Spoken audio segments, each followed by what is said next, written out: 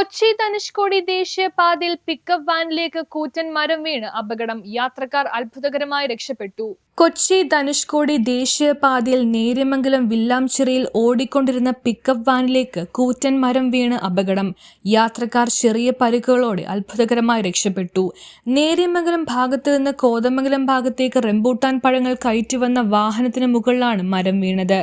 ഇതേ സ്ഥലത്ത് കഴിഞ്ഞ വർഷം കാറിന് മുകളിൽ മരം വീണ് ഒരാൾ മരിച്ചിരുന്നു. അപകടാവസ്ഥയിൽ നിരവധി മരങ്ങൾ നിൽക്കുന്നതായി നാട്ടുകാർ പറയുന്നു. ചൊവ്വാഴ്ച രാത്രി 8 മണിയോടെയാണ് അപകടം നടന്നത്. ദേശീയപാതയിൽ ഗതാഗതം സ്തംഭിച്ചിരുന്നു. നേര്യമംഗലം ഫയർഫോഴ്സ് ടീമും നാട്ടുകാരും ചേർന്ന് മരം റോഡിൽ നിന്ന് മുറിച്ചു നീക്കി ഗതാഗതം പുനഃസ്ഥാപിച്ചു. ദേശീയപാതയിൽ ചൊവ്വാഴ്ച പുലർച്ചെ നേര്യമംഗലത്തിനും വാളറിക്കും ഇടയിൽ 3 മരം ഒടിഞ്ഞു വീണ് ഗതാഗത തടസ്സപ്പെട്ടിരുന്നു. News bureau, Kothamangalam. പാൽ ഉൽപാദനത്തിന് ആവശ്യമായ ജലത്തിന്റെ ഫ്ലോ സുഗമമാക്കുകയും ചെയ്യും.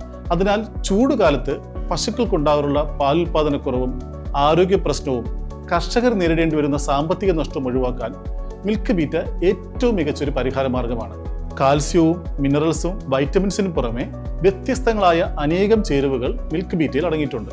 മിൽക്ക് ബീറ്റ 2 കിലോയ്ക്ക് 360 രൂപ, 5 കിലോയ്ക്ക് 890 രൂപ, 20 കിലോയ്ക്ക് 2980 രൂപയ്ക്ക് കേരളത്തിൽ എവിടെയും ലഭ്യമാണ്. കൂടുതൽ വിവരങ്ങൾക്ക് ഞങ്ങളെ കോൺടാക്ട് ചെയ്യുക. നല്ലത് മാത്രം നൽകുന്നവയ്ക്ക് ഏറ്റവും നല്ലത് നൽകൂ. Milk beta.